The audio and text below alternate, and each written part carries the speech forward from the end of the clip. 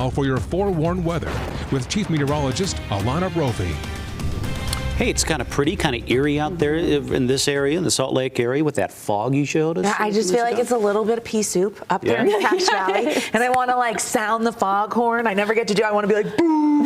But I was hoping you do that. Thank you. You need to know what it sounded like. Thank you. Thank you. I aim to please folks. I want to show you that we started Foghorn with fog. Alana. Yeah, that's me. That's what they call it. There is not a noise I'm not willing to make on television, folks. Wow. You've heard my dog voice.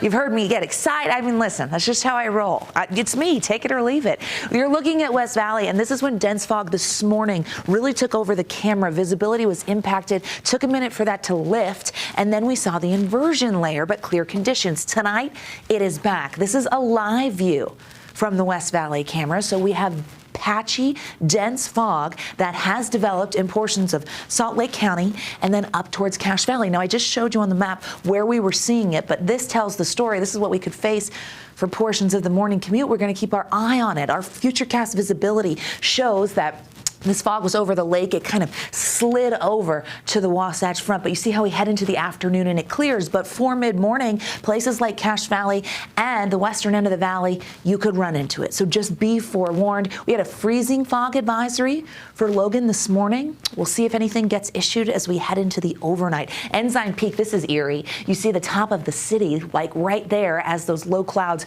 were caught on our time lapse. Then you get the inversion, and you see some haze kind of rolling through. Just really, really cool images here as we deal with these different weather scenarios. Love to see it. Sun goes down at Ensign Peak. We've got high pressure. Northwest flow. We're dry. Yesterday, we had just a quick clip of a weak storm. Today, colder temperatures, but we don't really have too much going on. Now, as I mentioned, you could see some spontaneous precipitation if you're driving around in that low fog right now. Air quality forecast into tomorrow. Well, we know inversion haze is out there, especially in places that just received that fresh moisture. We expect haze to build in Davis, Salt Lake, and Utah County with elevated particulate matter for our Friday. The rest of northern Utah will be in the clean. Eastern Utah and southern Utah staying clean, which is nice.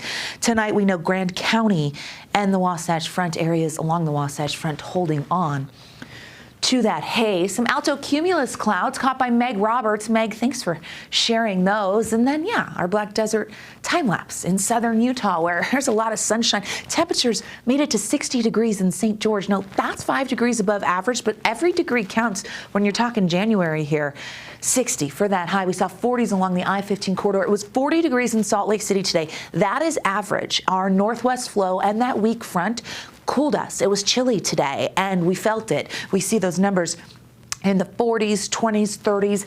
It was a cold day, and now we're going to start to warm. High pressure is going to take over. Not for the overnight, though.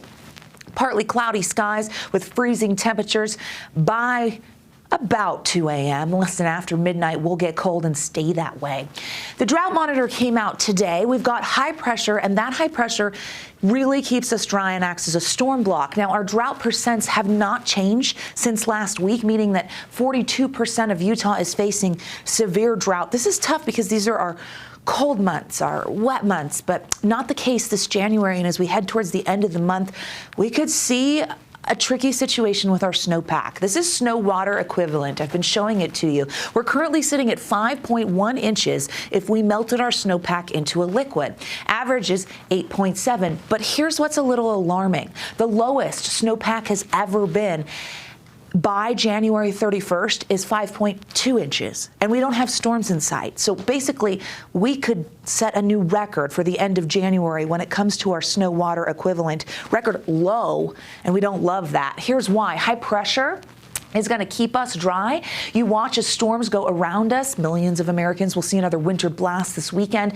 We get warm conditions, a warming trend, hazy in our northern valleys. We were hoping a Monday storm could mix things up. Right now, the models are trending a little drier. It's going to flip-flop until we get to it. The high is right behind it, waiting to set up. The Futurecast model has been on and off with that Monday system, so we just go slight chance. You see a little bit of precip trying to sneak through there. As we look look at the next 7 days, and tomorrow temperatures on the up and up into the 40s.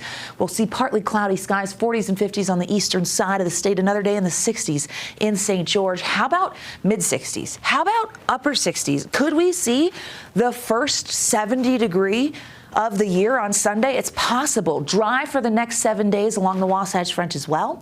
Haze will build for your weekend, and then we get that possibly dry cold front on Monday, which is Groundhog Day. Repeating the pattern. We'll be right back with sports.